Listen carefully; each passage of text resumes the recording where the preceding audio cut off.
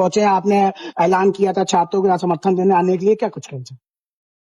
मुझे जो चल रहा है देश में वो सब देखा जा रहा, नौजवान परेशान हैं और उनकी आवाज को उठाना हर एक जागरूक नागरिक का और जनप्रतिनिधि का कर्तव्य है। उत्तर प्रदेश में भी कितने ही ऐसे पेपर हैं जो लीक हुए, कितनी भर्ती ऐसे जहां घोटाले हुए, चाहे 69,000 शिक्षक भर्ती हो, चाहे पुलिस का पेपर हो।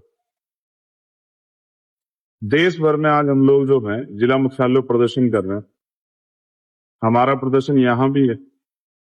अगर उसके बाद भी सरकार मांग नहीं सुनेगी तो फिर इससे बड़े प्रदर्शन भी किए जाएंगे, चाहे राज्य स्तरीय प्रदर्शन हो, चाहे जेल भरे आंदोलन या जो भी आंदोलन करके हम सरकार से बच्चों की मांग पूरी करा सकते हैं, उसके लिए हम लोग प्रयास करेंगे।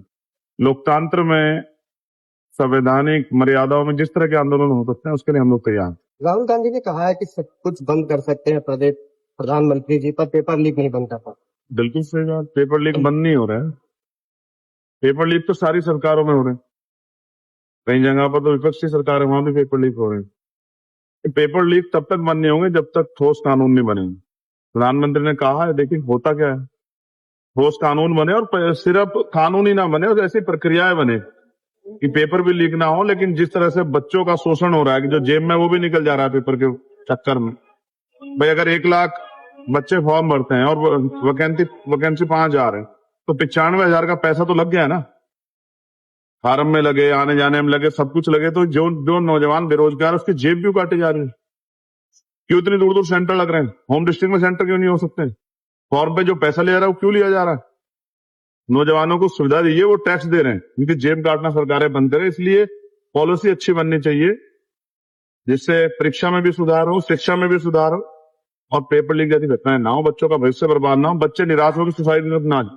मोहन भागवत जी कह रहे हैं कि अब छात्र संवाद करने लगे हैं, इनसे संवाद करने की जरूरत है।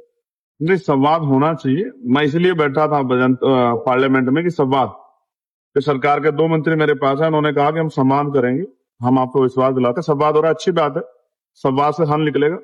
जब संवाद नहीं हो रहा तब मन में चिंता हो रही, जब संवाद हो रहा है तो मुझे लगता है कि हल निकलेगा। देश भी हमारा, मैं छात्रों से भी कहूंगा जो आंदोलन कर रहे हैं, जहां भी सरकारी संपत्ति सारी हमारी है, देश हमारा है, प्रदेश हमारा, कानून को अपने हाथ में ना लें किसी भी कीमत पे, कोई अपसाय या कुछ भी कहे, बस शांतिपूर्वक आंदोलन करें, संविधान की मर्यादा, ये उनका अधिकार। सर, जंतर मंतर में जो प्रोटेस्ट कर रहे हैं सीजेपी के लोग, वो कह रहे हैं कि आप उनके खिलाफ रील बनवाई जा रही, सोशल मीडिया पे पोस्ट करवाए जा रहे हैं, उसके उनको फंडिंग की जा रही है और एयरलाइंस की टिकट भी उनको दी जा रही है वहां पहुंच के माहौल खराब करने को लेकर। इसकी जिम्मेदारी सरकार की है कि ऐसा कोई घटनाक्रम ना हो, और ऐसा कुछ हो रहा है तो उसकी जांच होनी चाहिए।